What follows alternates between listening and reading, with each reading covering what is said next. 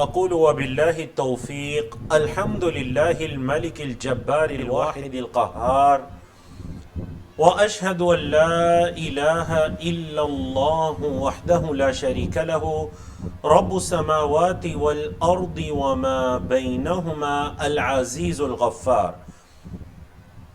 وصلى الله على النبي المصطفى المختار وعلى آله وصحبه الأخيار. أما بعد، رب اشرح لي صدري ويسر لي أمري واحلل عقدة من لساني يفقهوا قولي.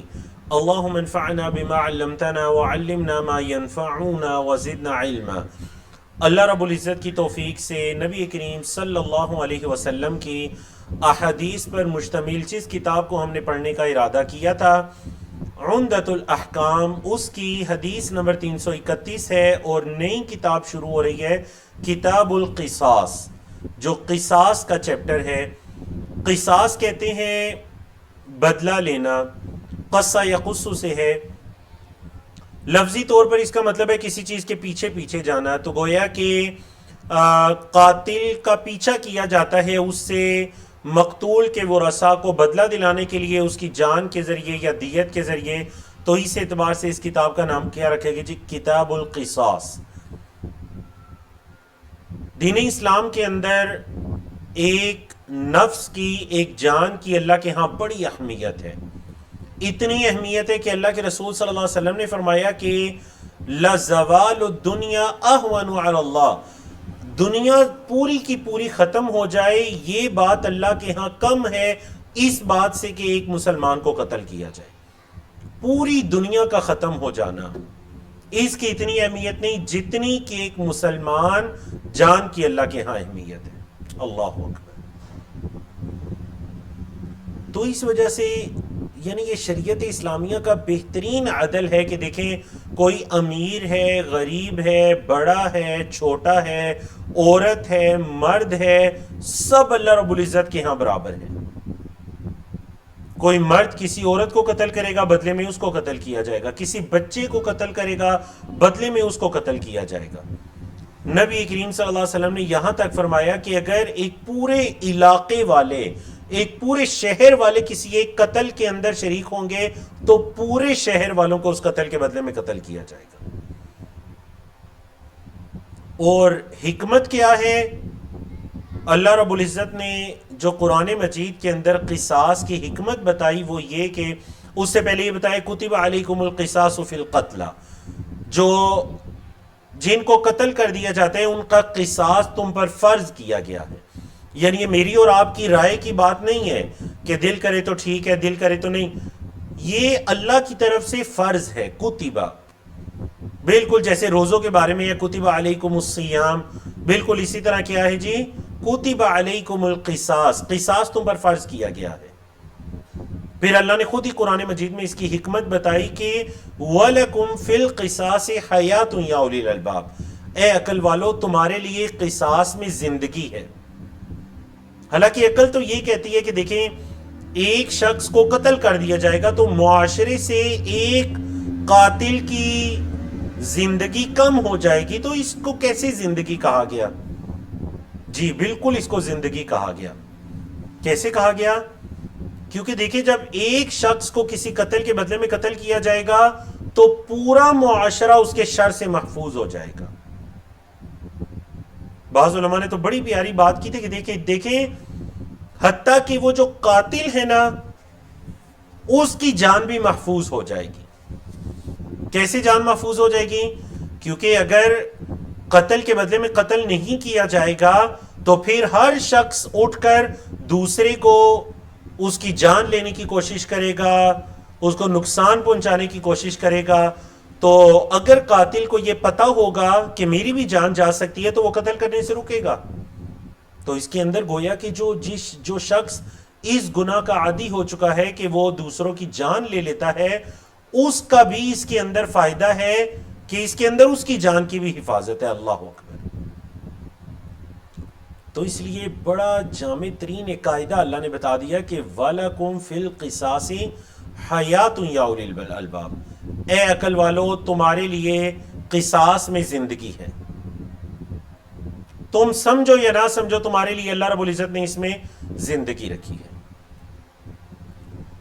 تو الحمدللہ جی ہم نے ایک تمہیداً اس چیپٹر کے شروع میں کچھ باتوں کو پڑھا۔ اب ہم باقاعدہ اس کتاب کا آغاز کرتے ہیں۔ قصاص کا چیپٹر، حدیث نمبر 331 ہے۔ حضرت عبداللہ بن مسعود رضی اللہ تعالیٰ عنہ کی حدیث ہے۔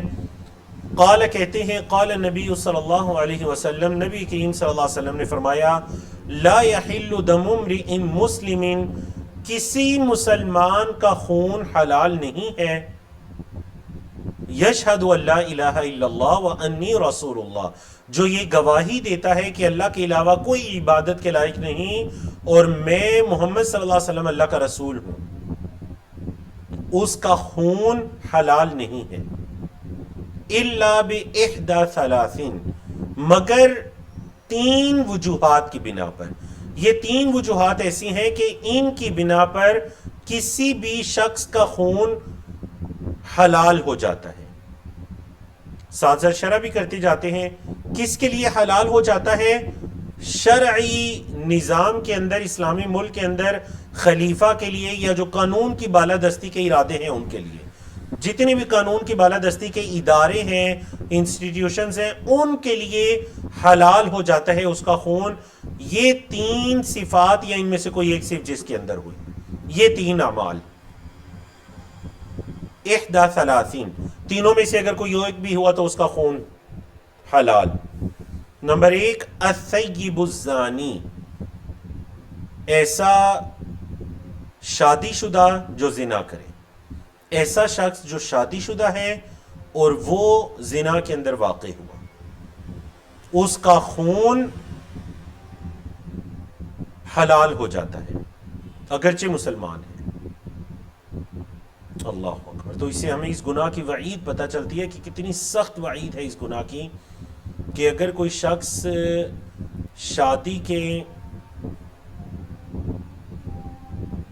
شادی شدہ ہونے کے باوجود اس گناہ کے پڑے، مطلب یہ ہے کہ دیکھیں، جب اللہ رب العزت نے ایک حلال راستہ اس کو عطا کیا تو اب وہ کیوں کسی حرام چیز کے اندر واقع ہوا؟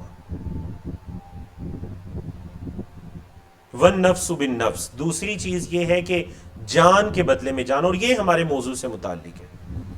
جان کے بدلے میں جو جان ہے، نفس کے بدلے میں نفس ہے۔ اگر ایک شخص کسی کو قتل کرے گا، جان لے گا، تو جان کے بدلے میں اس کی جان لی جائے گی۔ اور تیسرا، وَالتَّارِكُ لِدِينِهِ الْمُفَارِقُ لِلْجَمَاعَةِ، اپنے دین کو ترک کرنے والا، جماعت کو چھوڑنے والا۔ جماعت سے مراد یعنی مسلمانوں کی جماعت، اہل اسلام کی جماعت کو چھوڑ کر کفر کی طرف پلٹنے والا، اپنے دین کو چھوڑ دینے والا، یعنی کہ مرتد ہونے والے کو بھی قتل کیا جائے گا۔ یہ بات یاد رکھیے گا۔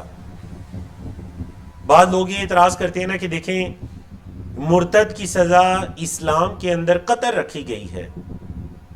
ہاں بالکل رکھی گئی ہے۔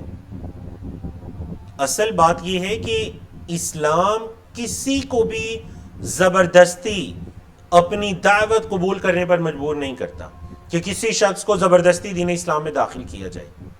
لا اکراہ فی الدین، دین میں کوئی زبردستی نہیں ہے، کوئی کسی کو مجبور نہیں کرے گا، کوئی طاقتور خلیفہ یا حکمران کسی کو مجبور نہیں کرے گا کہ آپ دین اسلام قبول کریں۔ کوئی اپنے دین پر رہنا چاہتے تو وہ اپنے دین پر رہے، اس کو قتل نہیں کیا جائے گا۔ لیکن اگر کوئی سوچ سمجھنے کے بعد دین اسلام کو قبول کر لیتا ہے اور پھر اگر اس سے واپس پلٹتا ہے تو اس کو قتل کیا جائے گا، کیونکہ اس کے اندر دین اسلام کی جو اللہ کا نازل کردہ دین ہے، اس کے اندر اس کی اہانت ہے، اور دین اسلام کا ایک استہزاء ہے کہ اگر ایک شخص دین کو چھوڑتا ہے، کئی دوسرے لوگوں کے دل کے اندر بھی یہ خیال، شیطانی وسوسے پیدا ہوں گے۔ اس وجہ سے یہ حدیث بالکل صحیح ہے، صحیح بخاری مسلم کی حدیث ہے، مرتد کی سزا اسلام کے اندر قتل ہے۔ لیکن یاد رکھیے گا وہ قتل کوئی عام معاشرے کا انسان اس کو قتل نہیں کرے گا، بلکہ جو اسلامی نظام کے اندر حکومت ہے، ادارے ہیں، وہی اس کو قتل کریں گے، اس کے علاوہ کوئی نہیں۔ دوسری چیز یہ بھی کہ اس جماعت سے مراد یہ جو ہماری مسلمانوں کی اندرون جماعتیں بنی ہوئی ہیں نا، اس سے مراد وہ نہیں ہے۔ مسلمانوں کی جماعتیں اس سے مراد نہیں ہے کہ یہ فلاں جماعت ہے، یہ فلاں جماعت ہے، سارے مسلمان ہیں لیکن سیاست یا دعوت کے اعتبار سے مختلف طرح کے مناہج کے اعتبار سے جماعتوں میں بٹے ہوئے ہیں۔ تو یہ نہیں کہ اگر کوئی ایک جماعت کو چھوڑ کر دوسری جماعت میں چلا گیا تو کہا جائے گا جی اب یہ المفارق للجماع ہو گیا، نہیں۔ اس جماعت سے مراد اصل میں مسلمانوں کی جماعت ہے، اہل اسلام، ساری دنیا کے مسلمانوں کو شامل ہے۔ حدیث واضح ہے جی، ہم آگے چلتے ہیں۔ حدیث نمبر 332، حضرت عبداللہ بن مسعود نے فرمایا، قال، کہتے ہیں، قال رسول اللہ صلی اللہ علیہ وسلم، اول ما یقضى بین الناس یوم القیامت فی الدماء، سب سے پہلے جو فیصلہ کیا جائے گا لوگوں کے درمیان قیامت کے دن، وہ خونوں کے اندر ہوگا۔ دماء، دمن کی جمع دماء، خون کے اندر جو فیصلہ ہے قیامت کے دن وہ سب سے پہلے کیا جائے گا۔ اول ما یقضى، سب سے پہلے جس پہ فیصلہ کیا جائے گا، دمن کی جمع دماء، وہ خون بہا کے اندر، کہ اگر کسی شخص نے کسی کو قتل کیا تھا تو سب سے پہلے قیامت کے دن ان کا آپس میں فیصلہ ہوگا۔ اب یہاں پر ایک فقہی مسئلہ یہ ہے کہ اگر کسی شخص پر دنیا میں حد قائم ہو جاتی ہے تو کیا یہ اس کی اللہ کے ہاں معافی ہو جائے گی، یا پھر قیامت کے دن دوبارہ اسے سزا اور جزا کے مرحلے سے گزرنا پڑے گا اس گناہ کی پاداش میں جس گناہ کی پاداش میں اس کو قتل بھی کر دیا گیا؟ مسئلہ سمجھ آ گیا نا آپ کو؟ تو واللہ عالم اس میں فقہا کے مختلف اقوال ہیں، بڑی طویل اس کے اندر بحثیں ہیں۔ جو درست بات یہی ہے وہ یہی ہے کہ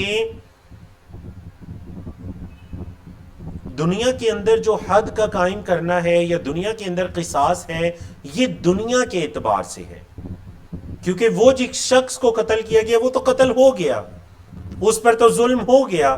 اب اگر اس قاتل کو قتل بھی کر دیا جاتا ہے تو یہ اس کے اندر باقی اہل علاقہ، اہل معاشرہ کی حفاظت ہے، لیکن وہ جو قتل ہو گیا وہ تو واپس نہیں آ سکتا، وہ تو قیامت کا دن ہے۔ تو واللہ عالم درست یہی ہے کہ اگر اس قاتل نے قتل ہونے سے پہلے قصاص کے اندر جو اس کو قتل کیا گیا اس سے پہلے اگر اس نے سچی توبہ کر لی تو اللہ رب العزت قیامت کے دن وہ جو مقتول ہوگا اس کی سچی توبہ کی وجہ سے اللہ رب العزت قیامت کے دن اس کو انعامات دیں گے، اس کو اللہ رب العزت نوازیں گے اس چیز میں کہ وہ اپنے قاتل کو معاف کرے۔ کیوں؟ کیونکہ اس نے سچی توبہ کی تھی اور اس کو بھی قتل کیا گیا تھا، لیکن وہ مقدمہ ضرور اللہ کی عدالت میں پیش ہوگا کیونکہ وہ شخص تو قتل ہو چکا۔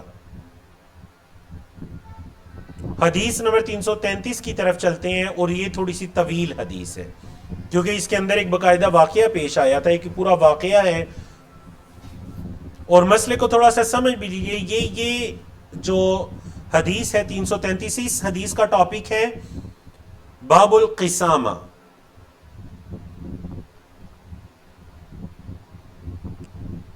مسئلہ یہ ہے کہ اگر ایک بعض اوقات کوئی ایسے مرڈر ہوتے ہیں نا جو ان ناؤن ہوتے ہیں، مجہول قتل، کسی شخص کو قتل کر دیا گیا لیکن کچھ نہیں پتا کہ قتل کرنے والا کون ہے۔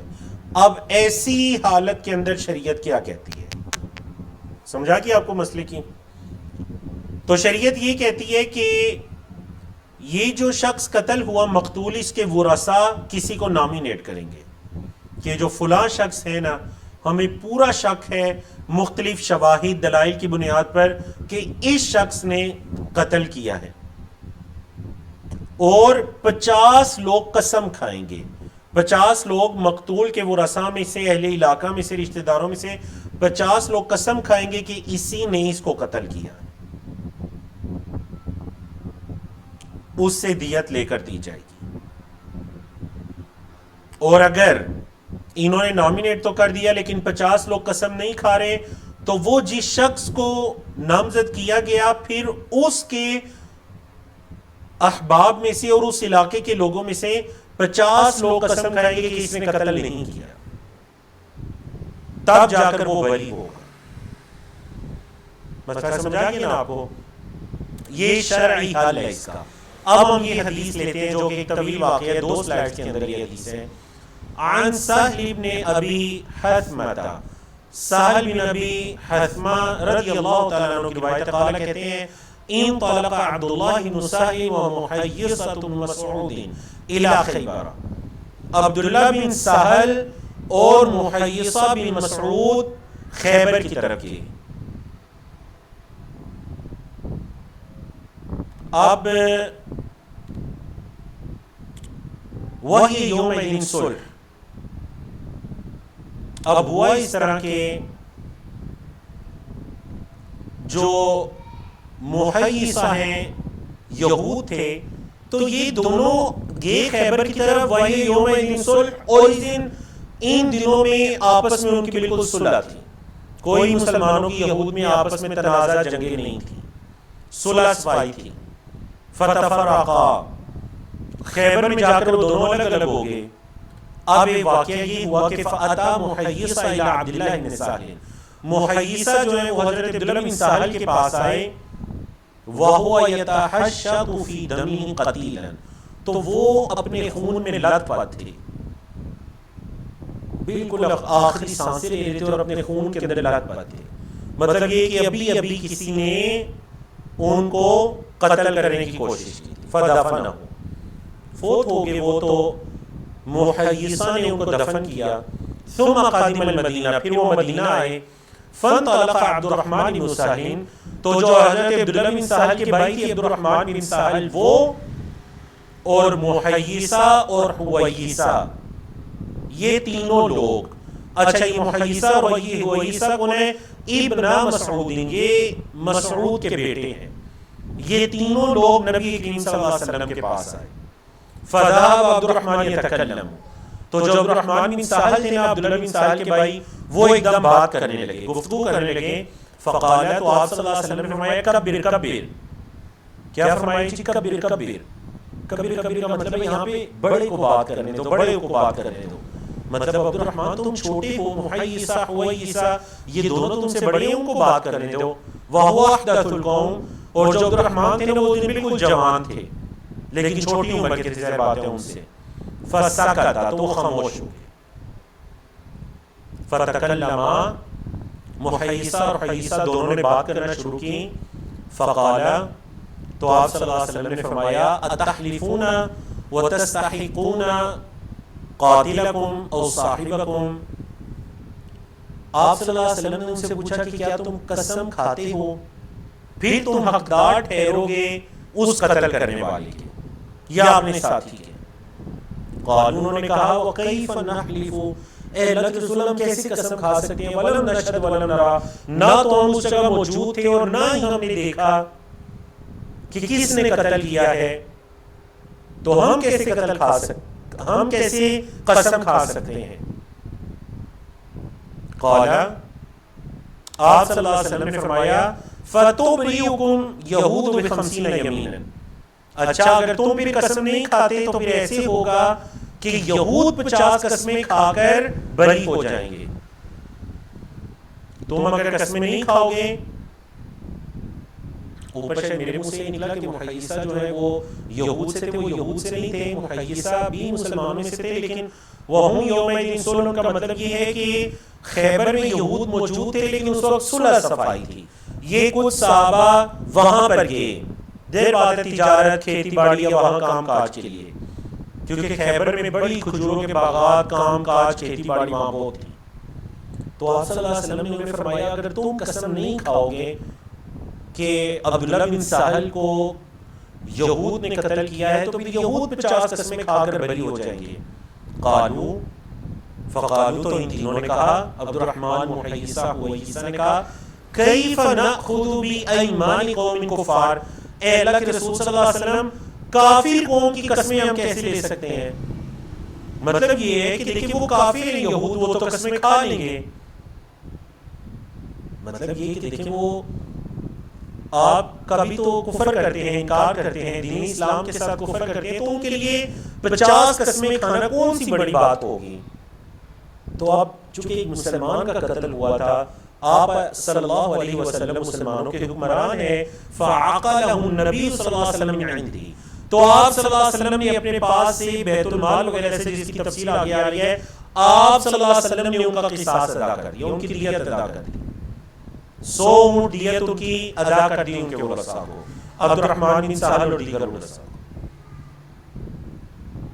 تو آپ کو حدیث سمجھ آ گئی نا، یہ مسئلہ ہے قسامہ کا۔ آگے بھی اسی حدیث کے دیگر روایات میں الفاظ ہیں، وفی حدیث حماد بن زید، حماد بن زید کی حدیث میں یہ الفاظ ہے، فقال رسول اللہ صلی اللہ علیہ وسلم یقسم 50 منکم علی رجل منہم، ایسے ہوگا کہ تمہارے 50 لوگ قسم کھائیں گے ان کے کسی ایک شخص پر، فیدفع برمتہ، تو وہ جو شخص ہے اس کو جکڑ کر لایا جائے گا، جس کا نام لے لیں گے تمہارے 50 لوگ کے فلاں بندے پر ہمیشہ کہ اس نے قتل کیا ہوگا، اس کو لایا جائے گا۔ قالو، انہوں نے کہا، امر لم نشهد کیف نحلف، ایک ایسا معاملہ ہے کہ ہم وہاں حاضر ہی نہیں تھے تو ہم قسم کیسے کھائیں؟ قال، تو پھر آپ صلی اللہ علیہ وسلم نے فرمایا، فتبرئکم یہود، تو پھر یہود بری ہو جائیں گے، بے ایمان 50 منہم، ان میں سے 50 کی قسم کھا کر۔ قالوا، انہوں نے کہا، یا رسول اللہ قوم کفار، اے اللہ کے رسول صلی اللہ علیہ وسلم یہ کافر قوم ہے، یہ یہود تو کافر قوم ہے۔ وفی حدیث سعید بن عبید، اور سعید بن عبید کی حدیث میں یہ الفاظ ہیں، فقالہ رسول اللہ صلی اللہ علیہ وسلم یبطل دمہ، آپ صلی اللہ علیہ وسلم نے یہ ناپسند کیا کہ ان کا خون باطل چلا جائے، رائگاں چلا جائے، ان کا خون رائگاں چلا جائے، آپ صلی اللہ علیہ وسلم نے یہ ناپسند کیا۔ فوداہ بمئۃ من ابل الصدقہ، تو جو صدقہ کے اونٹ تھے بیت المال وغیرہ میں سے، اس میں سے 100 اونٹ اللہ کے رسول صلی اللہ علیہ وسلم نے عبداللہ بن سہل کے قتل کے بدلے ان کے ورثاء کو دے دی، کیونکہ آپ حکمران ہیں۔ سمجھا کہ نا آپ کو مسئلے کی بھی رد ان مکمل احادیث اور الفاظ کی بھی۔ آگے چلتے ہیں حدیث نمبر 334 کی طرف، وہی ٹاپک چاہ رہے ہیں، قتل کے بدلے میں قتل۔ عن انس بن مالک رضی اللہ عنہ، حضرت انس بن مالک رضی اللہ تعالیٰ عنہ کی روایت ہے، ان جاریۃ وجد رأسها مردوخا بین حجرین، ایک لڑکی اس کے سر کو پایا گیا کہ 2 پتھروں کے درمیان میں رکھ کر اس کو کچلا گیا تھا، اس سر کو 2 پتھروں کے درمیان میں رکھ کر کچلا گیا تھا۔ فقیل، تو کہا گیا، من فعل هذا بک، تیرے ساتھ کس نے یہ کیا، کس نے تجھے اس طرح سے زخمی کیا؟ فلان فلان، بتاؤ کیا فلان شخص نے، فلان شخص نے، کیونکہ وہ بچی اس حالت میں تھی، اتنی شدید زخمی ہو چکی تھی کہ وہ بول بھی نہیں سکتی تھی، بول کر نہیں بتا سکتی تھی کہ مجھے کس نے زخمی کیا۔ تو پھر ایک حکمت عملی یہ چلی گئی کہ اس کے سامنے مختلف لوگوں کا نام لیا گیا، فلاں نے، تاکہ وہ اپنا سر ہلا دے، فلاں نے، فلاں نے، حتی ذکر یہودی، یہاں تک کہ جب ایک یہودی کا نام لیا گیا کہ فلاں یہودی نے، فاومأت برأسها، تو اس نے اپنے سر سے اس بات کا اشارہ کیا، ہاں، اومأت برأسها۔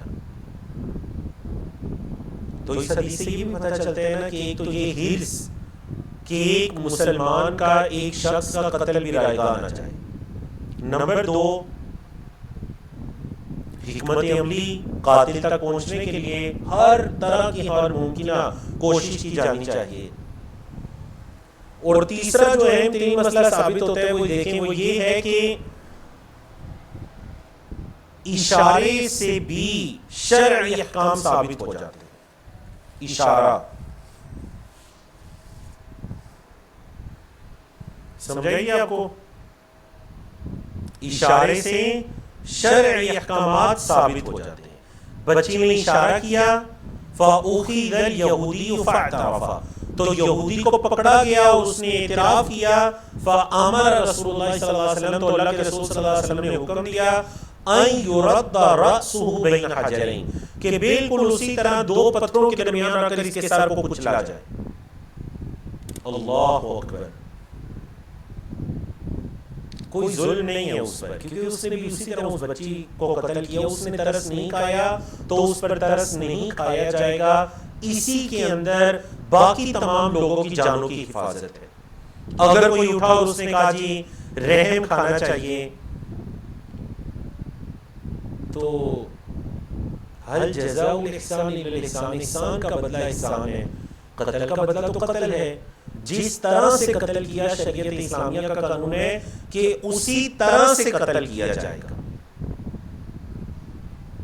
وَلِمُسْلِمٍ وَالنِّسَاءِ عن انس رضی اللہ عنہ، اور امام مسلم اور نسائی کے جو الفاظ ہیں حضرت انس کی روایت سے کہ ان یہودیا قتل جاریۃ علی اوضاح، کہ ایک یہودی نے ایک لڑکی کو قتل کیا. یہ وہی حدیث ہے، الفاظ مختلف ہیں، اس میں وجہ بتائی جا رہی ہے کہ یہودی نے قتل کیوں کیا تھا. علی اوضاح، اوضاح کہتے ہیں زیورات کو. اس بچی نے کوئی زیورات شیورات پہنے ہوں گے، سونا وغیرہ پہنا ہوگا، تو اس کی لالچ میں اس یہودی نے اس بچی کو قتل کیا. فَأَقَادَهُ رَسُولُ اللَّهِ صلی اللہ علیہ وسلم بِهَا، تو نبی کریم صلی اللہ علیہ وسلم نے بھی بدلے میں اس کو قتل کیا. واضح جی حدیث. آگے چلتے ہیں. فتح مکہ کے موقع پر ایک واقعہ پیش آیا، اس کی طرف اشارہ ہے. حدیث نمبر 335 ہے، حضرت ابو ہریرہ رضی اللہ تعالیٰ عنہ کی روایت ہے، قال کہتے ہیں لما فتح اللہ علی رسولہ صلی اللہ علیہ وسلم مکہ تھا، جب اللہ نے اپنے رسول صلی اللہ علیہ وسلم کے ہاتھوں پر مکہ کو فتح کیا، قتلت حذیل رجل من بنی لیث، تو جو حذیل قبیلہ تھا انہوں نے بنو لیث کے ایک شخص کو قتل کر دیا، بقتیل کان لہم فی الجاہلیہ، ایک مقتول کے بدلے میں جو جاہلیت کے ان کے درمیان چلا آ رہا تھا. مطلب کوئی اسلام سے قبل جاہلیت میں بنو لیث نے حذیل کے کسی شخص کو قتل کیا تھا، تو فتح مکہ کے موقع پر حذیل نے اٹھ کر اپنے اس قتل کا بدلہ لے لیا بنو لیث سے. فقام نبی صلی اللہ علیہ وسلم، تو نبی کریم صلی اللہ علیہ وسلم کھڑے ہوئے خطبہ دینے کے لیے. فقالا، تو آپ نے فرمایا ان اللہ عز وجل قد حبس عن مکہ الفیل، دیکھو اللہ نے مکہ سے روکا تھا ہاتھیوں کو. حبسہ حبس ہوتے ہیں نا، اردو میں بھی کہتے ہیں بے جا حبس، روکنا. اللہ نے مکہ سے ہاتھیوں کو روکا تھا. وسلط علیہا رسولہ والمؤمنین، اور اللہ نے مکہ پر اپنے رسول اور اہل ایمان کو غلبہ عطا کیا. وَإِنَّهَا لَمْ تَحِلَّ لِأَحَدٍ كَانَ قَبْلِي، اور یاد رکھو کہ مجھ سے پہلے یہ کسی ایک کے لیے بھی حلال نہیں تھا. مکہ کے اندر خون بہانا یا مکہ کو فتح کرنا یا قتل و غارت کرنا کسی کے لیے بھی حلال نہیں تھا مجھ سے پہلے. وَلَا تَحِلُّ لِأَحَدٍ بَعْدِي، اور یہ بھی یاد رکھو کہ میرے بعد بھی کسی کے لیے حلال نہیں ہوگا. یہ نہیں کہ میرے بعد تمہارا جب دل چاہے مکہ پہ چڑھائی کر دو. مکہ کے اندر جو حرم کی حدود ہے کسی کے لیے جائز نہیں تھا. اب جو مجھے اجازت دی گئی تھی فتح مکہ کے موقع پر قتل و غارت کی، وَإِنَّمَا أُحِلَّتْ لِي سَاعَةً مِّن نَّهَارٍ، اور وہ بھی میرے لیے جو حلال کیا گیا تھا وہ دن کی ایک گھڑی تھی، وہ ایک مخصوص وقت تھا، ایک گھڑی تھی. وَإِنَّهَا سَاعَتِي هَٰذِهِ، اور وہ میری یہ والی گھڑی تھی. حرام. اب کیا ہے، مکہ کی حرمت اسی طرح واپس لوٹ آئی ہے. مجھے جو اجازت دی گئی تھی وہ گھڑی تھی، وہ بھی گزری، اور اب مکہ کی حرمت لوٹ آئی ہے. لا يعضد شجرها، مکہ کے درخت کو نہیں اکھیڑا جائے گا. ولا يختلى خلاها، مکہ کے جو سبزہ وغیرہ ہے اس کو بھی نہیں نکالا جائے گا، گھاس پھوس وغیرہ کو نہیں کاٹا جائے گا. ولا يعضد، اور نہ ہی اس کو کھیڑا جائے گا.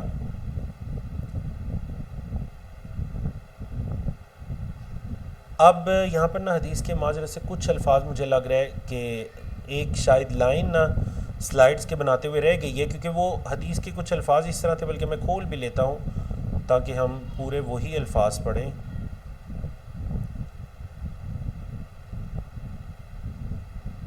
ہاں جی، یہ الفاظ یہ ہیں کہ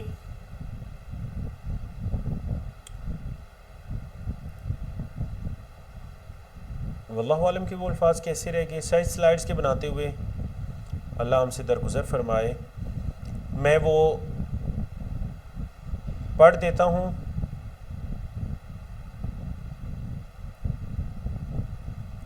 وہ جو الفاظ ہیں اس حدیث کے، آپ صلی اللہ علیہ وسلم نے فرمایا اس کا گھاس وغیرہ نہیں کاٹا جائے گا، اس کے کانٹوں کو نہیں کاٹا جائے گا، کانٹوں کو نہیں اکھیڑا جائے گا، اور اسی طرح مکہ کے اندر جو کسی کو گری ہوئی چیز ملے گی اس کو نہیں اٹھایا جائے گا سوائے اس شخص کے لیے الا لمنشد ولا تلتقط ساقطتها، گری ہوئی چیز کو نہیں اٹھایا جائے گا الا لمنشد، مگر اس کے لیے جو اعلان کرنے والا ہے۔ ومن قتلہ لہ قتیل، اور جس کا کوئی شخص قتل کر دیا جائے فہو بخیر نظرین، اب اس کے پاس دو اختیارات ہیں، اما یقتل و اما ان یؤدی، یا تو وہ قتل کے بدلے میں قتل کر دے دوسرے شخص کو، مطلب اسلامی نظام کے تحت حکمران کے راستے سے اس کو قتل کروا دے، یا پھر یہ ہے کہ وہ دیت لے لے۔ اب جب یہ بات ہوئی تو فقام رجل من اہل الیمن، ایک شخص کھڑا ہوا اہل یمن میں سے، اہل یمن کا ایک شخص کھڑا ہوا اور وہ اٹھ کر کہنے لگا یقال لہ ابو شاہ، یہ جو یمنی تھا اس کا نام تھا ابو شاہ، اس کی کنیت حدیث کے اندر آئی ابو شاہ۔ فقالا، تو اس نے کہا یا رسول اللہ، اللہ کے رسول صلی اللہ علیہ وسلم اکتبوا لی، مجھے لکھ کر دے دیجئے، یہ جو آپ نے مکہ کی حرمت کے بارے میں بتایا بڑی ضروری باتیں تھیں، مجھے لکھ کر دے دیجئے۔ تو اللہ کے رسول صلی اللہ علیہ وسلم فرمایا اکتبوا لی ابی شاہ، ابو شاہ کو لکھ کر دو۔ ثم قام العباس، پھر حضرت عباس آپ کے چچا کھڑے ہوئے، فقالا، اور انہوں نے کہا یا رسول اللہ الا الاذخر، اے اللہ کے رسول صلی اللہ علیہ وسلم آپ نے یہ گھاس پھوس وغیرہ کاٹنے کی اجازت نہیں دی، مگر ہم یہ گزارش کرتے ہیں جو اذخر گھاس ہے نا اس کو کاٹنے کی اجازت دے دیجئے۔ کیوں؟ فَإِنَّا نَجْعَلُهُ فِي بُيُوتِنَا وَقُبُورِنَا، کیونکہ یہ جو اذخر گھاس ہے نا اسے ہم کاٹ کر اپنے گھروں کی چھتوں وغیرہ پر ڈالتے ہیں جس سے پانی وغیرہ نہیں نیچے آتا، تو یہ گھاس ہم چھتوں، اسے ہم گھر بناتے ہیں، وَقُبُورِنَا، اور قبروں وغیرہ پر یہ گھاس ہم ڈالتے ہیں۔ فقال رسول اللہ صلی اللہ علیہ وسلم الا الاذخر، تو آپ صلی اللہ علیہ وسلم نے بھی یہی الفاظ فرمائے الا الاذخر، سوائے اذخر گھاس کے، کہ جو اذخر گھاس ہے اس کو استثناء دے دیا گیا، یہ کاٹا جا سکتا ہے، اس کے علاوہ جو دیگر گھاس ہے، کانٹے ہیں، ٹہنیاں ہیں یا درخت ہیں، نہ ان کو کاٹا جائے گا نہ اکھیڑا جائے گا۔ یہاں یہ مسئلہ بھی سمجھ لیجیے کہ ایک تو وہ شخص ہے نا مکہ کی حدود کے اندر، حرم کی حدود کے اندر رہنے والا، جس نے اپنے گھر کے اندر کوئی درخت وغیرہ یا گھاس پھوس وغیرہ لگائی ہے، وہ کاٹ سکتے ہیں۔ ادھر مراد وہ والی گھاس ہے جو باہر درختوں پر یا باہر کسی جگہ کوئی درخت لگا ہوا ہے یا کسی پہاڑ پر، یا مکہ میں بہت کم سبزہ ہے، حرم کی حدود میں بھی، تو وہ جو تھوڑا بہت بھی سبزہ ہے کسی جگہ پر اس کو نہیں کاٹا جائے گا۔ حرم کی یہ حرمت ہے کہ وہاں کی گھاس، درخت، پتوں، ٹہنیوں کو بھی نہیں کاٹا جائے گا۔ تو حدیث نمبر 335 آپ کو سمجھ آ گئی نا کہ آپ صلی اللہ علیہ وسلم نے دیکھا جب کہ ایک واقعہ پیش آ گیا کہ ایک قبیلے کے لوگوں نے اٹھ کر دوسرے قبیلے کے ایک شخص کو قتل کر دیا، انہوں نے قتل کا بدلہ لیا۔ اصل میں اللہ کے رسول صلی اللہ علیہ وسلم نے بھی فتح مکہ کے موقع پر تمام جو قتل تھے ان کو اپنے قدموں کے نیچے رون دیا، کہ جو پچھلے جتنے بھی قتل ہیں ہمارے خاندان کے بھی، قریش کے بھی، اگر کسی نے قریش کے کسی شخص کو کسی دوسرے قبیلے والے نے قتل کیا تو میں آج ان قتلوں کو ختم کرتا ہوں۔ مطلب آنے والے دنوں میں کوئی اٹھ کر یہ نہیں کہ بدلہ لینے کے لیے کسی دوسرے قبیلے کے شخص کو قتل کر دے۔ یہ امن کے قیام کے لیے آپ صلی اللہ علیہ وسلم نے ان تمام قتلوں کو رائے گاہ قرار دے دیا۔ چلتے ہیں جی حدیث نمبر 336 کی طرف۔ موضوع حدیث کا یہ ہے کہ دیکھیں جب بات ہو رہی ہے کہ پوری ایک نفس قتل ہوگی، ایک شخص چاہے وہ مرد ہے، عورت ہے، بچہ ہے، بچی ہے، اس کو اگر قتل کیا جائے گا تو اس کے بدلے میں قتل کیا جائے گا، لیکن اگر کوئی حمل کی حالت میں ہے، حمل کی حالت میں اگر کسی کا حمل ضائع ہو جاتا ہے تو اس کا کیا دیت ہے، کیا قصاص ہے۔ عن عمر بن الخطاب رضی اللہ عنہ، حضرت عمر بن خطاب رضی اللہ تعالیٰ عنہ کی روایت ہے، انہ استشار الناس فی املاص المرأة، کہ حضرت عمر نے لوگوں سے مشورہ کیا، کس بارے میں مشورہ کیا؟ کہ جو عورت کا بچہ قبل از وقت ضائع ہو جاتا ہے، گر جاتا ہے کسی حرکت کی وجہ سے، اس عورت کو کسی نے دھکا دیا، نقصان پہنچایا، کسی بھی طرح سے اگر عورت کے ساتھ یہ زیادتی ہو جاتی ہے۔ فقال المغیرہ بن شعبہ، تو حضرت مغیرہ بن شعبہ کہتے ہیں، شہدت النبی صلی اللہ علیہ وسلم، میں نبی کریم صلی اللہ علیہ وسلم کے پاس موجود تھا، قضا فیہ بغرۃ عبد او امۃ، تو آپ صلی اللہ علیہ وسلم نے اس میں ایک غلام مرد یا ایک لونڈی عورت کو آزاد کرنے کا حکم دیا تھا۔ آپ صلی اللہ علیہ وسلم نے یہ فیصلہ فرمایا تھا۔ فقالا، تو حضرت عمر نے کہا، لَتَأْتِيَنَّ بِمَنْ يَشْهَدُ مَعَكَ، اے مغیرہ آپ ضرور اپنے ساتھ کوئی لائیں جو گواہی دے کہ اس نے بھی اللہ کے رسول صلی اللہ علیہ وسلم سے یہ بات سنی تھی۔ فشاہد معہ محمد بن مسلمہ، تو محمد ابن مسلمہ نے اٹھ کر گواہی دے دی کہ ہاں بالکل ایسے ہی ہے، میں بھی آپ صلی اللہ علیہ وسلم کی مجلس میں موجود تھا جب اللہ کے رسول صلی اللہ علیہ وسلم نے حمل کے بدلے میں ایک غلام مرد یا عورت کو آزاد کرنے کا فیصلہ فرمایا تھا۔ تو ایک تو حدیث سے یہ پتہ چل گیا کہ جو اگر کوئی شخص یہی زیادتی کر بیٹھے گا کہ وہ کسی عورت کے حمل کے ضائع ہونے کا باعث بن جائے گا تو اس کے بدلے میں وہ ایک غلام مرد کو یا عورت کو آزاد کرے گا۔ اور دوسری جو بات پتہ چلتی ہے وہ صحابہ کرام کی احتیاط، کہ حضرت عمر بن خطاب رضی اللہ تعالیٰ عنہ نے جب حضرت مغیرہ بن شعبہ سے حدیث کو سنا تو فوراً یقین نہیں کر لیا، ان سے کہا اپنے ساتھ کوئی گواہ لے کر آئیے۔ جب حضرت محمد بن مسلمہ نے گواہی دی تو اچھا، اب اس کا یہ مطلب نہیں ہے کہ اگر آج آپ کے سامنے کوئی شخص حدیث بیان کرے تو آپ کے گواہ لے کر آئیے۔ کیوں؟ کیونکہ اب الحمدللہ حدیث کو محفوظ کر دیا گیا ہے۔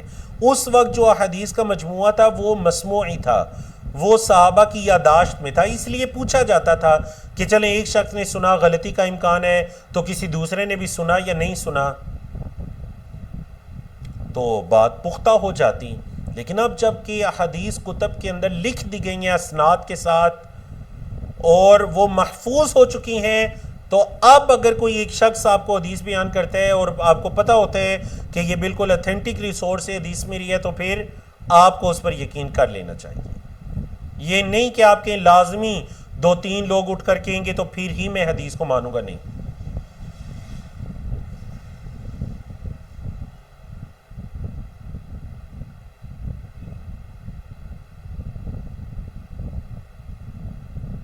چارہ حدیث رہ گئی ہیں تو چلے ٹائم ہے، کوشش کرتے ہیں کہ ہم آج کے اس سیشن میں کتاب القصاص کو مکمل کر لیں، پھر اس کے بعد کتاب الحدود شروع ہو جائے گی۔ تو چند لمحات میں انشاءاللہ ہم اس حدیث کو مکمل کرتے ہیں۔ جی آپ عربی عبارت پڑھیے۔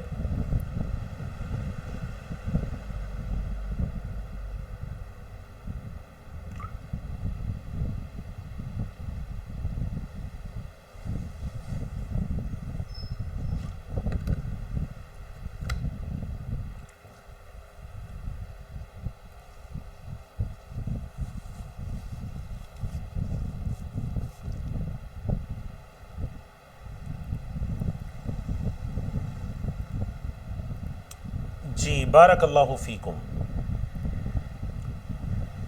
کتاب القصاص حدیث نمبر 337 ہے، عن ابی ہریرہ رضی اللہ عنہ قال، حضرت ابو ہریرہ رضی اللہ تعالیٰ عنہ کی روایت ہے، کہتے ہیں اقتتلت امرأتان من حذیل، حذیل کی دو عورتوں نے آپس میں لڑائی کی، فرمت احداہما الاخری بحجر، تو ان میں سے ایک عورت نے دوسری کو پتھر مارا، فقتلتھا، تو اس نے اس کو قتل کر دیا۔ نہ صرف اس عورت کو قتل کیا، وما فی بطنہا، جو اس عورت کے پیٹ میں تھا ساتھ اس کو بھی قتل کر دیا۔ فاختصموا الی رسول اللہ صلی اللہ علیہ وسلم، اب جب وہ فیصلہ کروانے کے لیے جھگڑے کو لے کر آپ صلی اللہ علیہ وسلم کے پاس آئے، فقضى رسول اللہ صلی اللہ علیہ وسلم، تو اللہ کے رسول صلی اللہ علیہ وسلم نے فیصلہ فرمایا، ان دیت جنینھا غرۃ عبد و ولیدہ، کہ یہ جو بچہ حمل کی حالت میں قتل ہوا ہے اس کی دیت ایک غلام مرد یا عورت کو آزاد کرنا ہے۔ وقضى بدیت المرأۃ علی عاقلتھا، اور جو عورت کی دیت ہے وہ آپ صلی اللہ علیہ وسلم نے اس عورت کے ورثاء،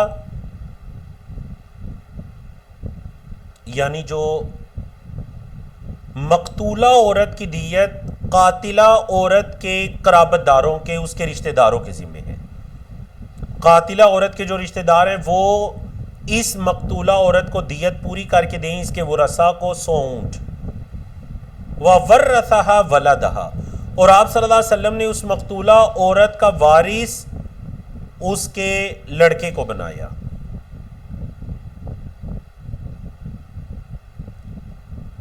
نہ صرف لڑکے کو بلکہ وَمَن مَّعَهُمْ، اور جو ان کے ساتھ تھے ان کو ان کا وارث بنایا۔ فقام حمل بن النابغہ الحذلی، تو یہ ایک شخص تھے جی حمل بن نابغہ الحذلی، بڑے خطیب قسم کے شخص تھے، عربی بڑا مسجع کلام کہتے ہیں، عربی کلام پر ان کو بڑا عبور حاصل تھا۔ تو حمل بن نابغہ کھڑے ہوئے اور کہنے لگے، یا رسول اللہ، اللہ کے رسول صلی اللہ علیہ وسلم، کیف اغرم من لا شرب ولا اکل ولا نطق ولا استحل، اے اللہ کے رسول صلی اللہ علیہ وسلم دیکھیے آپ کس طرح سے، کیف اغرمو، کیسے میں دیت ادا کروں، غرامہ سے ہے نا جرمانہ کے معنی میں، کیف اغرمو، کیسے میں دیت ادا کروں، کس کی، یعنی اس حمل کی، من لا شارب ولا اکل، جس نے نہ کچھ کھایا نہ پیا، ولا نطق ولا استحل، اور نہ کچھ بولا نہ کچھ، استحلہ کا مطلب ہے چیخنا چلانا۔ تو دیکھیں وہ بچہ جو حمل کی حالت میں ہی فوت ہو گیا، نہ کچھ کھایا پیا اس نے، نہ بولا چالا، نہ چیخا چلایا، تو اس کی دیت کیسے میں ادا کروں؟ فَمِثْلُ ذَلِكَ يُطَلْ، تو دیکھیے ایسا جو بچہ ہوتا ہے نا وہ تو یطل ہوتا ہے، اس کا تو خون رائگاں ہوتا ہے۔ اب آپ صلی اللہ علیہ وسلم نے اس کا جب یہ مسجع کلام سنا نا، دیکھیں لام والا کلام، من لا شارب ولا اکل ولا نطق ولا استحل فمثل ذلك یطل، فقال رسول اللہ صلی اللہ علیہ وسلم، آپ صلی اللہ علیہ وسلم نے فرمایا، انما هو من اخوان الکہان، یہ تو کاہنوں کا بھائی لگتا ہے، جس طرح کی اس نے مسجع گفتگو کی ہے نا، اس طرح کی گفتگو تو کوہان کیا کرتے ہیں۔ من اجل سجعہ الذی سجع، تو آپ صلی اللہ علیہ وسلم نے اسے اس لیے کہا کہ جو مسجع کلام، یہ مزین کلام، اشعار کی شکل میں آخری لفظ کا ملتا جلتا یہ مزین مسجع کلام جو اس نے کہا تھا نا، تو اس کی پاداش میں آپ صلی اللہ علیہ وسلم نے اس کو یہ کہا کہ یہ تو مجھے کاہنوں کا بھائی لگتا ہے۔ تو اس سے بھی ہمیں حمل کی دیت کا پتہ چلتا ہے۔ اگلی حدیث 338، عن عمران بن حسین رضی اللہ عنہما، حضرت عمران بن حسین کی روایت ہے، ان رجلا عض ید رجل فنزع یدہ من فمہ فوقعت ثنایاہ، بڑا ہی دلچسپ واقعہ پیش آیا جی، یعنی آپ بھی سن کر حدیث حیران ہوں گے کہ کیسے کیسے لوگ ہیں، اور پھر آپ صلی اللہ علیہ وسلم کے پاس فیصلہ کروانے کے لیے لے جاتے۔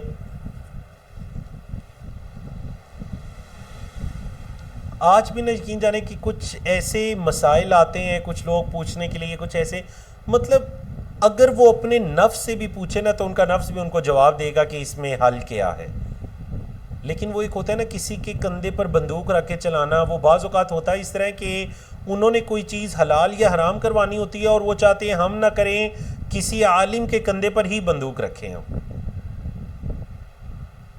بالکل ایک ایسی واقعہ پیش آیا. دیکھیے عمران بن حسین کہتے ہیں کہ ایک شخص نے دوسرے شخص کے ہاتھ پر چک کاٹا دانتوں سے. اب وہ اس کو چک کاٹ رہا ہے اور اس نے اپنا ہاتھ چھڑوانے کے لیے جب اپنا ہاتھ کھینچا فنزع یدہ من فمی، اس کے منہ سے جب اپنا ہاتھ کھینچا فوقع ثنایا، تو اس کے سامنے والے دانت ٹوٹ گئے. فاختصموا الی النبی صلی اللہ علیہ وسلم، تو جب نبی کریم صلی اللہ علیہ وسلم کے پاس یہ جھگڑا لے کر گئے، کیونکہ شریعت اسلامیہ میں دانت کی بھی دیت ہے، انگلی کی بھی دیت ہے، ناک کی بھی دیت ہے، آنکھ کی، کان کی، ایک ایک جسم کے عضو کی دیت ہے. ہوا اس طرح تھا کہ وہ جس کے دانت ٹوٹ کے نا، وہ ان چکروں میں آپ صلی اللہ علیہ وسلم کے پاس گیا تھا کہ شاید آپ صلی اللہ علیہ وسلم مجھے اس سے میرے دانتوں کی دیت لے کر دیں گے. بات سمجھ آئیے آپ کو؟ یعنی ایک طرف سے اس کے ہاتھ کو چبا رہے ہیں اور اس نے ہاتھ کھینچا، اس کے دانت ٹوٹے اور فیصلہ کروانے پہنچ گیا کہ مجھے دانتوں کی دیت ملے. فقال، تو آپ صلی اللہ علیہ وسلم نے فرمایا، ظاہر بات ہے اللہ کے رسول صلی اللہ علیہ وسلم بہت معاملہ فہم تھے. فرمایا یعض احدکم اخاہ کما یعض الفحل، تم میں سے کوئی ایک اپنے بھائی کو ایسے اس کو چباتا ہے جس طرح کہ کوئی سانڈ کسی چیز کو چباتا ہے. کیسا ظلم کرتے ہو اپنے بھائیوں پہ. لا دیت لک، کوئی دیت نہیں ہے تمہارے لیے. کیا ان دانتوں کی تم دیت چاہ رہے ہو؟ اور ایک حدیث کے تو الفاظ یہ ہیں کہ آپ صلی اللہ علیہ وسلم نے یہ فرمایا کہ وہ تیرے منہ میں اپنا ہاتھ چھوڑ دیتا تاکہ تو اس کا ہاتھ چبا دیتا. حدیث نمبر 339 اس چیپٹر کی سیکنڈ لاسٹ حدیث. عن الحسن ابن ابی الحسن البصری، امام حسن البصری کی روایت ہے، قال کہتے ہیں حدثنا جندب، ہمیں حضرت جندب نے بتایا فی ھذا المسجد، اس مسجد میں. کیونکہ امام حسن بصری تابعی ہیں، صحابہ سے ڈائریکٹ حدیث کو روایت کرنے والے ہیں، کئی صحابہ ان کے اساتذہ میں سے ہیں. تو ہمیں حضرت جندب نے یہ روایت کیا اسی مسجد میں. وما نسینا منہ حدیثا، اور ہم اس سے یہ حدیث بھولے نہیں. وما نخشا، اور ہمیں یہ ڈر بھی نہیں ہے ان یکون جندب کذب علی رسول اللہ صلی اللہ علیہ وسلم، کہ جندب نے نبی کریم صلی اللہ علیہ وسلم پر جھوٹ باندھا ہوگا. تو مطلب یہ حدیث کے لیے تاکید ہو گئی کہ دو ہی باتیں ہیں، ہمیں تو بھولا نہیں، ہمیں اچھی طرح یاد ہے جو ہم نے سنا تھا، اور جو جندب نے بیان کیا تھا تو ہم یہ بھی نہیں گمان کرتے کہ جندب نعوذ باللہ نبی کریم صلی اللہ علیہ وسلم پر جھوٹ باندھیں گے. قال، کہتے ہیں جندب، قال رسول اللہ صلی اللہ علیہ وسلم، کہ اللہ کے رسول صلی اللہ علیہ وسلم نے فرمایا، کان فی من کان قبلکم رجل بہ جرح فجزع، تم سے پہلے ایک شخص ایسا گزرا ہے کہ جسے کوئی زخم وغیرہ ہو گیا. اب چونکہ زخم سخت تھا تو اس نے بڑی آہو جزا کی، تکلیف تھی. فاخذ سکینا، اس نے ایک چھری لی، فخر بها یدہ فما رقا الدم حتی مات، ایک چھری لے کر اس نے اس چھری کو اس سے اپنا ہاتھ کاٹ ڈالا. فحز بها یدہ، اس چھری کے ذات اس نے کیا کیا جی، اپنا حز یحزو، یہ ہاتھ کی رگیں کاٹنا، اپنا ہاتھ کاٹ ڈالا. فما رقا الدم حتی مات، ابھی خون بھی نہیں بہا تھا کہ وہ مر گیا. قال اللہ عز وجل، تو اللہ نے فرمایا، عبدی بادرانی بنفسہ، اس میرے بندے نے مجھ سے بھی جلدی کی اپنی جان لینے میں. حرمت علیہ الجنہ، میں اس پر جنت کو حرام قرار دیتا ہوں. تو یہ جو خودکشی کی وعید ہے، کیونکہ دیکھیں کتاب القصاص چل رہی ہے نا، جہاں اگر کوئی دوسرا کسی شخص کو قتل کر دے گا تو اس کی تو بڑی وعید ہے. سارے احکام و مسائل وہی چلتے آ رہے ہیں، اس کی دیت ہے، اس کا بدلہ ہے، قتل کے بدلے پہ قتل کیا جائے گا یا دیت لے کر دی جائے گی. لیکن مسلمان جان کی حرمت ہے، یہ حرمت ایک شخص کے اپنے لیے بھی ہے کہ کوئی خود سے بھی اٹھ کر اپنے آپ کو نقصان نہ پہنچائے. تو اللہ کیا فرماتے ہیں، اللہ نے کیا فرمایا کہ اس میرے بندے نے مجھ سے بھی جلدی کی اپنی جان لینے میں. کبیرہ گناہ ہے، کفر نہیں ہے، خودکشی کبیرہ گناہ ہے. کوئی بھی ایسا کبیرہ گناہ، خودکشی ہے یا دیگر کوئی بے نمازی فوت ہو جاتا ہے جس نے کوئی نماز وغیرہ نہیں پیتی، یا پھر اعلانیہ طور پر اللہ کے دین کا مذاق اڑانے والا یا کوئی ایسی حرکت کرنے والا اگر شخص فوت ہو جاتا ہے نا، چونکہ اتنا بڑا کام کر کے فوت ہوئے ہیں نا، اتنا بڑا گناہ کہ یا قرض کی حالت میں کوئی شخص فوت ہو جاتا ہے، جان بوجھ کر اس نے قرض ادا نہیں کیا، تو جو معاشرے کے اندر جو بڑے لوگ ہیں، علماء، اتقیاء، بزرگ، معاشرے کے اندر ایک مقام رکھنے والے دین کے اندر، ان کو یہ چاہیے کہ وہ ایسے شخص کی نماز جنازہ نہ پڑھیں، باقی مسلمان پڑھیں، کیونکہ وہ کافر نہیں ہے وہ مسلمان، اس کے لیے دعائے مغفرت بھی کی جا سکتی ہے، لیکن یہ لوگ نہ پڑھیں تاکہ باقی مسلمانوں کے دل کے اندر اس کام کا ڈر بیٹھے کہ ایسا نہیں کرنا، ورنہ تو اہل علم یا بڑے لوگ یا اللہ کے نیک بندے تو جنازہ بھی نہیں پڑھتے۔ سمجھ آئی جی آپ کو؟ تو انسانی جان کی حرمت دوسرے کے لیے بھی ہے اور انسان کے اپنے لیے بھی ہے کہ وہ خود سے بھی اپنی جان نہیں لے گا۔ چلیے جی، کتاب القصاص کی آخری حدیث کی طرف چلتے ہیں، حدیث نمبر 340، بڑی اہم ترین حدیث ہے، بڑی اہم ترین حدیث، فقہی اعتبار سے اس سے کئی مسائل ثابت ہوتے ہیں، کئی اس کے اندر اختلافات بھی ہیں، اس حدیث کی پاداش میں کئی لوگ حدیث کی طرف اور بخاری مسلم کی حدیث کی طرف انگلیاں بھی اٹھاتے ہیں، اور یہ بھی حضرت انس بن مالک کی روایت ہے۔ قال کہتے ہیں قدیم ناس من عقل و عرینا، عقل او عرینا، عقل یا عرینا کے جو قبائل ہیں وہاں سے کچھ لوگ مدینہ میں آئے، فاجتووا المدینہ، فاجتووا المدینہ کا مطلب یہ ہے کہ مدینے کی آب و ہوا ان کے لیے ناگوار محسوس ہوئی، مطلب مدینے کی آب و ہوا ان کے لیے، نہیں میں معذرت چاہتا ہوں، یہ والی جو حدیث ہے نا یہ کتاب الحدود کے اندر ہے، یہ کتاب القصاص میں نہیں ہے، ٹھیک ہے جی، یہ حدیث کتاب الحدود کے اندر ہے، لیکن چونکہ اب ہم اس کو پڑھ جاتے ہیں تاکہ نا ایک شروع کر دیے تو پڑھ جاتے ہیں۔ اب یہ جب لوگ آئے مدینہ کے اندر، مدینہ کی آب و فضا ان کے موافق نہیں ہوئی، تو وہ ایک بیماری کے اندر مبتلا ہونا شروع ہو گئے۔ بیماری یہ تھی کہ ان کے جو پیٹ وغیرہ تھے وہ سوجنا شروع ہو گئے اور انہیں خارش لگنا شروع ہو گئی۔ فَأَمَرَ لَهُمُ النَّبِيُّ صلی اللہ علیہ وسلم بِلِقَاحٍ، تو اللہ کے رسول صلی اللہ علیہ وسلم نے کیا حکم دیا جی کہ آپ صلی اللہ علیہ وسلم نے انہیں لقاح، لقحہ کی جمع ہے جو دودھ والی اونٹنیاں ان کو کہتے ہیں، دودھ والی اونٹنیوں کے لیے یہ لفظ بولا جاتا ہے۔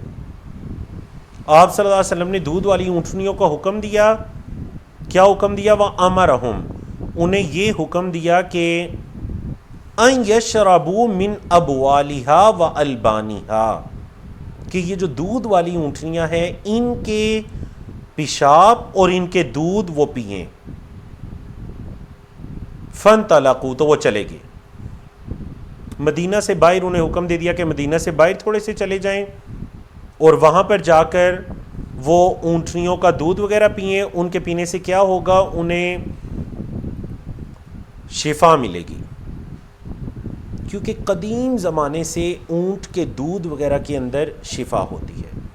اب اس حدیث کے اندر چونکہ آپ صلی اللہ علیہ وسلم نے انہیں جو حکم دیا تھا، اور یہ صرف بخاری مسلم نہیں، حدیث کی کئی کتابوں میں کئی ایک صحابہ کی روایت سے یہ والی حدیث موجود ہے کہ آپ صلی اللہ علیہ وسلم نے ان کو اونٹنیوں کا دودھ اور پیشاب مکس کر کے پینے کا حکم دیا۔ تو اسی حدیث سے فقہاء کرام نے یہ مسئلہ ثابت کیا کہ جو حلال جانور ہیں، حلال جانور اونٹ ہے، اونٹنی ہے یا بکری ہے، گائے ہے، بھینس ہے، ایسے جانور جن کا گوشت وغیرہ حلال ہے، تو ان کے پیشاب وغیرہ ناپاک نہیں ہے، کیونکہ اگر ان کے پیشاب وغیرہ نجس ہوتے، ناپاک ہوتے، تو آپ صلی اللہ علیہ وسلم کبھی بھی اس سے علاج معالجے کا حکم نہ دیتے۔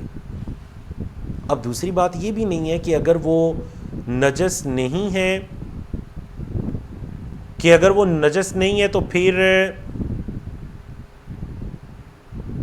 ہر کوئی اس کو مطلب دوسروں کو یہ کہنا شروع کر دے، جس طرح کہ بعض احادیث پر اعتراض کرنے والے یہ کہتے ہیں کہ اگر آپ احادیث کو صحیح مانیں گے ساری کی ساری تو پھر آپ جانوروں کے پیشاب پینا شروع کر دیجئے، نعوذ باللہ من ذالک، ایسی باتیں کی جاتی ہیں۔ دیکھیں یہ ایک مجبوری کی کیفیت تھی، اضطراری کیفیت تھی کہ آپ صلی اللہ علیہ وسلم نے ایک جلد اور پیٹ کی جو شدید بیماری تھی، آپ صلی اللہ علیہ وسلم نے اس کے علاج کے طور پر ان کے لیے یہ دعا تجویز کی تھی، اور آج آپ کی سائنس اس نتیجے پر پہنچی ہے کہ واقعتاً اونٹنی جو ایک ایسا جانور ہے کہ اس کے پیشاب کے اندر جلد کی بیماریاں اور جو پیٹ پھولنے کی بیماریاں ہیں اس کی شفا ہے، اور اس کے دودھ کے اندر بھی۔ ہاں جی، آپ نے کبھی اونٹنی کا دودھ پیا یا نہیں پیا تو لازمی پیجئے،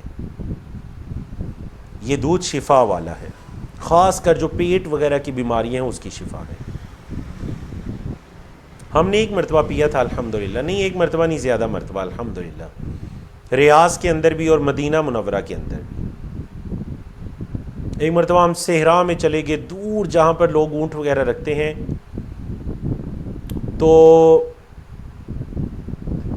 وہاں پر رات کا ٹائم تھا، مغرب کے بعد کا اندھیرا تھا، مختلف ایسے گلیاں وغیرہ بنی ہوئی تھی چھوٹی چھوٹی، اور سارے اونٹ کے باڑے تھے۔ تو ایک باڑا جو تھا وہاں سے ہمیں کچھ لوگوں کی آواز سنائی دی، تو ہم اس باڑے میں تھوڑا سا انٹر ہوئے، تو اب وہ خیمہ تھا، کوئی چیز نہیں تھی جس کو ہم ناک کرتے، تو ہم نے اونچی آواز میں سلام کیا، تو کسی نے ہمیں کہا کہ آ جائیں خیمے کے اندر، تو ہم نے دیکھا خیمے کے اندر 3-4 جو اونٹ چرانے والے لوگ ہیں وہ بیٹھے ہوئے تھے۔ تو ہم نے انہیں کہا ہمیں دودھ چاہیے اونٹنی کا، تو انہوں نے اپنے سامنے، وہ جو 3-4 بیٹھے ہوئے تھے، اپنے درمیان انہوں نے ایک بڑا برتن، اتنا بڑا برتن دودھ کا فل کر کے رکھا ہوا تھا۔ تو انہوں نے ہمیں کہا آپ کے پاس کوئی برتن ہے؟ ہم نے کہا جی گاڑی میں ہمارے پاس برتن ہے۔ تو انہوں نے کہا برتن لے کر آئیے، ہم برتن لے کر، تو انہوں نے پورا دودھ اس میں انڈیل دیا۔ ہم نے ان کی بڑی منت کی کہ ہمیں اتنا زیادہ نہیں چاہیے، ہم تو پہلی مرتبہ زندگی میں پئیں گے۔ انہوں نے کہا نہیں، یہ تب آپ کو فائدہ دے گا جب آپ پیٹ بھر کر اس دودھ کو پئیں گے، پیٹ بھر کر پیجئے سیر ہو کر، تاکہ وہ پیٹ کی بیماری اگر کوئی اندر ہے تو اس بیماری کے لیے شفا کا باعث ہو اور پیٹ کی صفائی کا باعث ہو۔ اللہ ان کو اجر عطا کرے۔ ہم نے ان کی بڑی منتیں کی کہ اس کی کوئی قیمت وغیرہ لے لیں، انہوں نے کہا نہیں، یہ ہدیہ ہے آپ کے لیے، اللہ ان کو جزائے خیر عطا کرے۔ اب یہ ہوا کہ وہ دودھ وغیرہ ہم نے پیا الحمدللہ۔ کہتے ہیں وہ دودھ وغیرہ پینے سے پیٹ خراب ہو جاتے ہیں، تو واللہ عالم ایسا کچھ بھی نہیں ہوا، کوئی پیٹ وغیرہ خراب نہیں ہوئے تھے۔ لیکن کچھ لڑکوں نے پیا تھا، اس وقت ہم یونیورسٹی میں تھے، ہاسٹل میں، کچھ لڑکوں نے پیا تو ان کے پیٹ فوراً سے خراب ہو گئے تھے۔ اچھا جی، اب یہ ہوا کہ فانطلقوا، وہ چلے گئے، فلما صحوا، اب جب وہ صحت مند ہو گئے، قتلوا راعی النبی صلی اللہ علیہ وسلم، تو انہوں نے نبی کریم صلی اللہ علیہ وسلم کے چرواہے کو قتل کیا، واستاقوا النعم، اور اونٹوں کو ہاک کر ساتھ لے گئے۔ جو چرواہا تھا نبی کریم صلی اللہ علیہ وسلم کی طرف سے متعین، اس کو قتل کیا اور 7 اونٹوں کو لے گئے۔ فجاء الخبر فی اول النہار، دن کے ابتدائی حصے میں خبر پہنچی مدینہ کے اندر کہ جی وہ جو لوگ بیمار ہوئے تھے آ کر انہوں نے تو یہ کام کیا۔ اب جب یہ خبر پہنچتی ہے، فبعث فی آثارہم، تو نبی کریم صلی اللہ علیہ وسلم نے ان کے قدموں کے نشان میں کچھ صحابہ کو بھیجا۔ فلما ارتفع النہار جیء بہم، صبح کے ٹائم اگر وہ گئے ہیں دن کی ابتدا میں، تو جب سورج چڑھا دوپہر کا ٹائم ہوا تو ان ساروں کو واپس لایا گیا، ان ساروں کو پکڑ کر واپس لایا گیا۔ اب ہوا اس طرح تھا کہ انہوں نے جو اونٹوں کا جو چرواہے صحابی تھے رضی اللہ عنہ، ان کو جو انہوں نے قتل کیا تھا، تو قتل اس طرح کیا تھا کہ انہوں نے ان کے ہاتھ پاؤں کاٹ دیے، اور نعوذ باللہ اس صحابی کی آنکھوں کے اندر گرم سلائیاں مارتے رہے، اور پھر انہیں چٹانوں پر تڑپتا ہوا چھوڑ کر جانوروں کو لے کر بھاگ گئے۔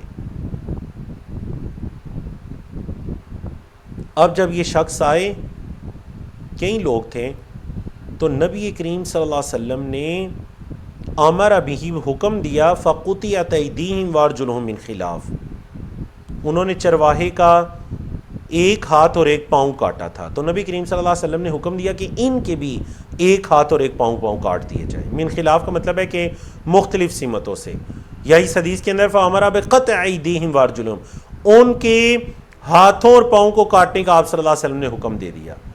وَسُمِرَتْ أَعْيُنُهُمْ، اور ان کی آنکھوں میں سوئیاں چلانے کا حکم دیا جیسے انہوں نے قتل کیا۔ وَتُرِكُوا فِي الْحَرَّةِ، اور انہیں دھوپ کے اندر چھوڑ دیا گیا تڑپتا ہوا۔ یستسقون فلا یسقون، وہ پانی مانگ رہے تھے لیکن انہیں پانی نہیں پلایا جا رہا تھا۔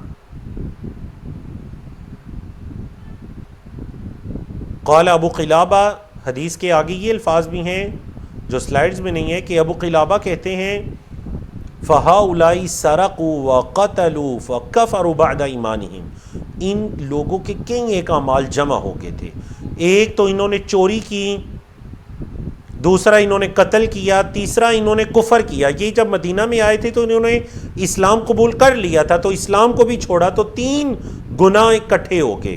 چوتھا گناہ یہ ہے کہ وَحَارَبُ اللَّهَ وَرَسُولَهُ، اللہ اور اس کے رسول سے جنگ مول لی یہ کام کر کے۔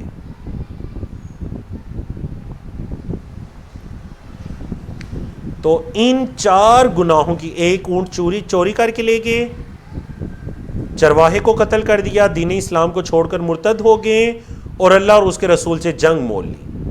اب یہ 4 کام اتنے شدید ہیں کہ ان سب لوگوں کو اس ایک قتل کے بدلے میں ان سب لوگوں کو اسی طرح قتل کیا گیا جیسے کہ انہوں نے قتل کیا تھا۔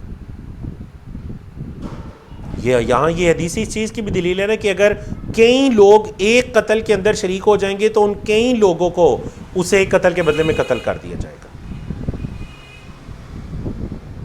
چلیے جی، الحمدللہ اللہ رب العزت کی توفیق سے ہم نے کتاب القصاص کو مکمل کیا۔ آنے والے ہفتے میں انشاءاللہ العزیز ہم کتاب الحدود کو پڑھیں گے بإذن اللہ تعالی۔ اقول قولی ھذا استغفر اللہ لی ولکم ولسائر المسلمین من کل ذنب وصلی اللہ تعالی علی نبینا محمد وعلی آلہ وصحبہ اجمعین۔